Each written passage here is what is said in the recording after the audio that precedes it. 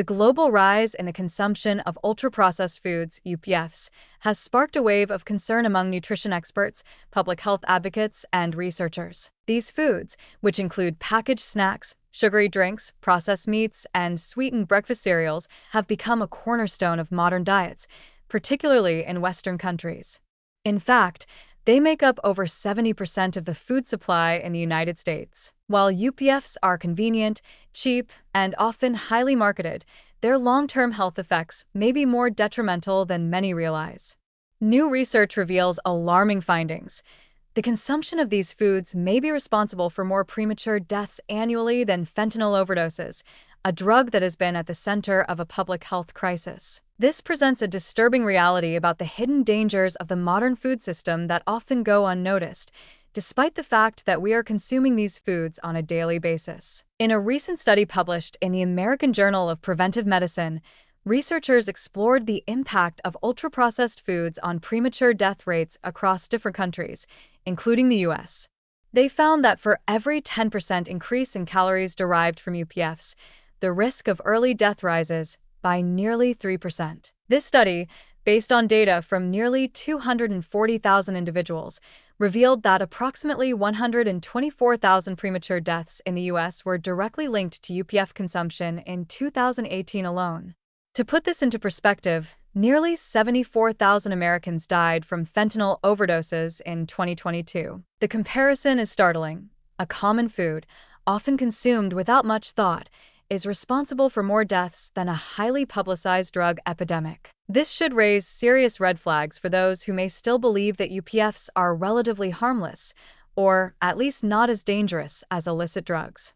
While fentanyl is a well-known killer, it seems that ultra-processed foods have quietly become a significant threat to public health, yet they remain largely unchecked. The consumption of UPFs is linked to a range of serious health issues, including heart disease, cancer, type 2 diabetes, and mental health disorders.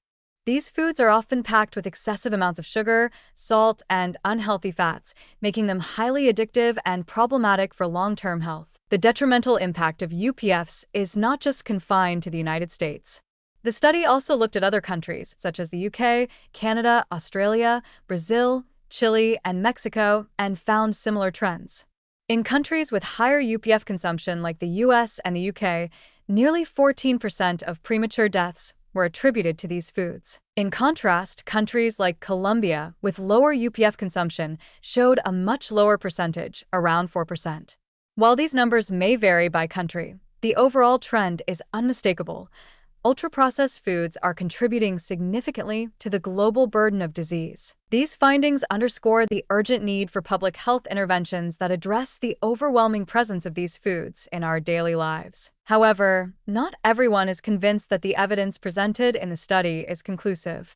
Critics argue that while the correlation between UPF consumption and premature death is clear, the study could not definitively prove causation. Nutrition scientist Nerys Asbury from University of Oxford pointed out that while the study sheds light on a troubling connection, it cannot assert with certainty that UPF consumption is the direct cause of these deaths. This ambiguity is a common issue in nutritional science, where establishing a direct cause and effect relationship can be notoriously difficult, especially when so many factors contribute to health outcomes. There has also been pushback from the food industry.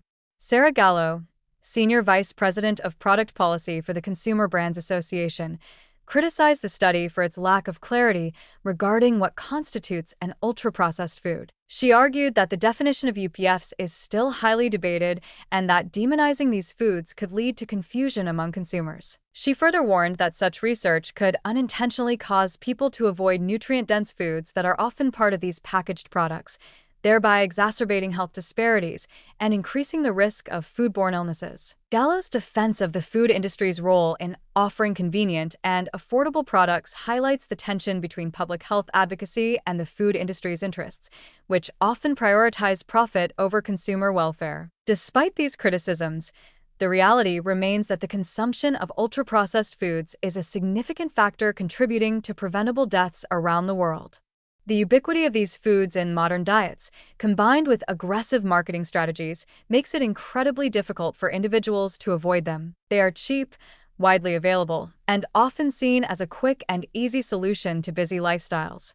However, the long-term consequences of consuming these foods cannot be ignored, as they are directly linked to the rise in chronic diseases that are overwhelming healthcare systems globally. What makes the situation even more concerning is the fact that many people may not fully understand the risks associated with these foods.